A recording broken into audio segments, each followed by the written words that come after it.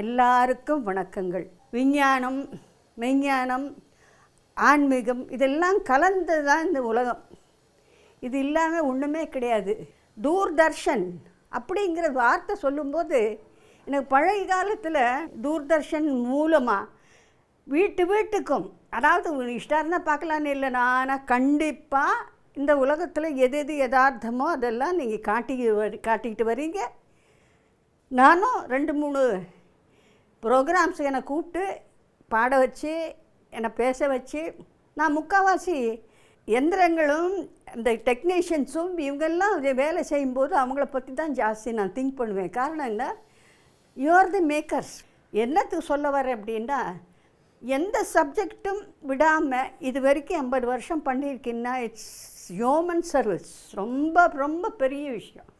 50 வருஷம் with all the confusions, நமக்கு எவ்வளவோ தொல்லைகள், எவ்வளவோ துஃபான்கள், எவ்வளவோ பூகம்பங்கள், இவ்வளவும் இருந்தும் இது பண்ணிட்டு வரீங்கன்னா, அந்த காலத்தில் தூர்தர்ஷனன்னு எனக்கு வசதி ஜிஎன்பி, எம்எஸ் சுப்புலக்ஷ்மி, அப்புறம் டிகே பட்டம்மாள், எம்எல்வி, பெரிய பெரிய பாடகர்கள்லாம் ஞாபகம் வருவாங்க. அதே மாதிரி something to do with government அப்படின்னு குமாரி கமலாலக்ஷ்மன், அவங்க எங்கேயாவது இருக்கட்டும், மிருணாளினி சரபாய், வைஜெயந்திமாலா அம்மா, லலிதா பத்மினி ராகினி, இவங்க எல்லாருமே அந்த காலத்தில் ஸ்டேஜுக்கு எந்த அளவுக்கு வேல்யூ கொடுத்தாங்களோ அதே மாதிரி தூர்தர்ஷன் அப்படின்னு ஒரு பெரிய சம்ஸ்தா.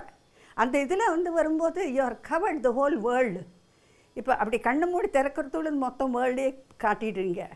இதுக்கு மேலே என்ன வேண்டியிருக்கும்? 50 வருஷத்து ஆண்டு விழா நடந்துகிட்ருக்கிறது பெரிய சாதனை. செலிப்ரேட் பண்ணி எங்களெல்லாம் வரவழைச்சி எங்களை வச்சு எங்களுக்கு ஒரு வாய்ப்பு கொடுத்து பேச வச்சுருக்கீங்களே, அதுவே பெரிய தன்யம்.